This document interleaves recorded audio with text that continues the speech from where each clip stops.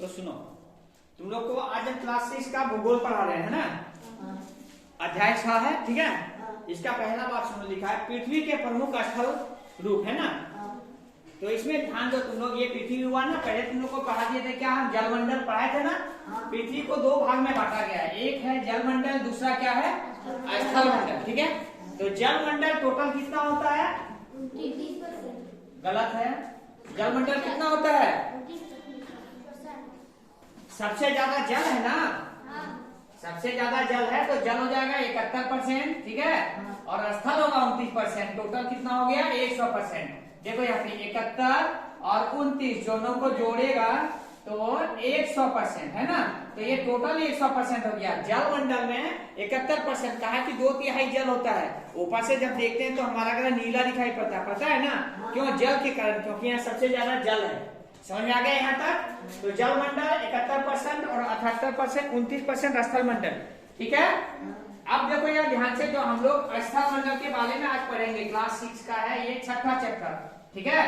स्थल मंडल, स्थल मंडल का जो निर्माण हुआ है 2 कारणों से हुआ है। स्थल मंडल का निर्माण कितने कारण से हुआ है? 2 कारण से। पहला कारण है आंतरिक कारण। पहला कारण क्या है? आंतरिक कारण। तथा दूसरा कारण क्या है? बाह्य कारण। आंतरिक कारण जो जमीन के अंदर जो होता है ना, उसको आंतरिक कारण बोलते हैं। और बाह्य कारण जो जमीन से ऊपर होता है उसी को बाह्य कारण बोलते हैं। तो वो हुआ बाह्य कारण। आंतरिक कारण जो जमीन के अंदर होता है, ठीक है।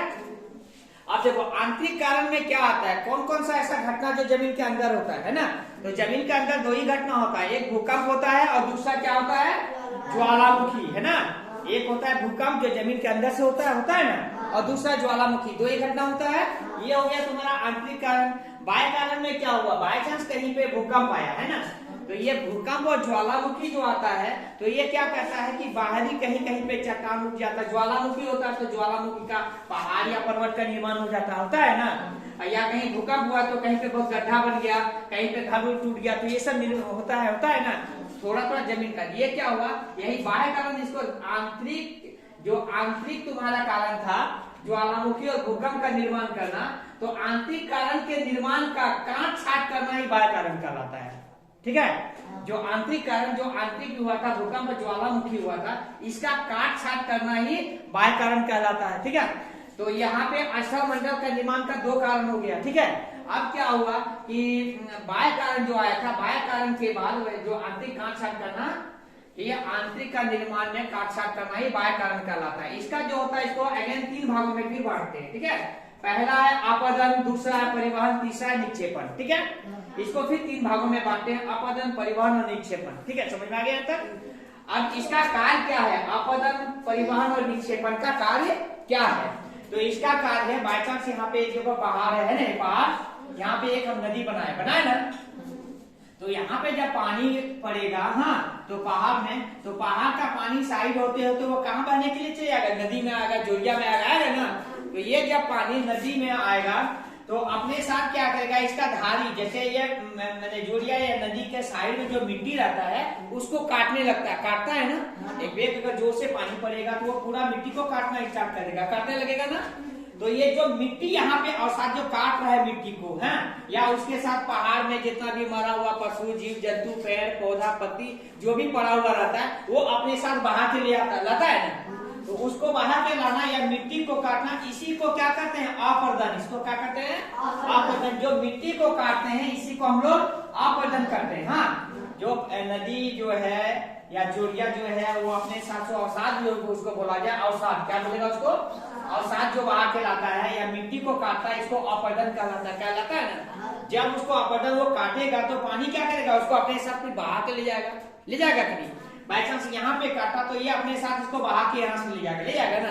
तो ये बहा के ले जाना ही परिवहन कहलाता है। बहा के ले जाना क्या कहलाता है? परिवहन। क्या कहलाता है? परिवहन। और ये जब ले जाएगा तो एक बड़ी नदी में फिर जाके, छोटा नदी, छोटा जोरिया जाके बड़ा नदी में मिलता है, जाके नदी सागर महासागर में मिलता है ना। तो जहाँ पे मिलता है वहां जाके पानी क्या होगा, धीरे धीरे अस्थिर हो जाएगा। यहाँ पे इसका बहाव बहुत ज्यादा होगा, लेकिन यहाँ पे जाके अस्थिर हो जाएगा ना। जब पानी अस्थिर हो जाएगा तो वो अपने साथ जो भी बहा के ले गया है, ठीक है, उसको ले जाके वो किनारे कर देगा, साइड में जाके जमा कर देगा, तो इसी को निक्षेपण करते हैं, इसी को निक्षेपण कहते हैं। जो साइड में जाके जमा कर दिया उसको निक्षेपण कहते हैं। आज जो हमारा ये हिमालय का जो भारत का मानचित्र तुम देखोगे, उसमें हिमालय पहाड़ के नीचे का जो मैदान है ना, वो निक्षेपण का ही कारण है, जो बहुत ज्यादा उपजाऊ होता है। ठीक है, हिमालय पहाड़ का जो मैदान है, इसका जो ये हिमालय पहाड़ है ना, यहाँ पे मैदान, ये निक्षेपण का ही कारण है। तो ये निक्षेपण समझ में आ गया। अब इसका क्या कारण है, निक्षेपण होता कैसे? तो पहला नदी है ना, पवन, हिम नदी, समुद्री लहर और भूमिगत जल, इसके कारण ही ऐसा होता है। यहाँ तक ठीक है, समझ में आ गया। अब दूसरा देखो, इसमें आ गया पृथ्वी। पृथ्वी के बारे में पर्वत और पठार, पर्वत पहला है, दूसरा पठार, तीसरा मैदान। ठीक है, तीनों है। अब इसके बारे में हम लोग जानकारी लेते हैं। हाँ, आगे ध्यान से देखो।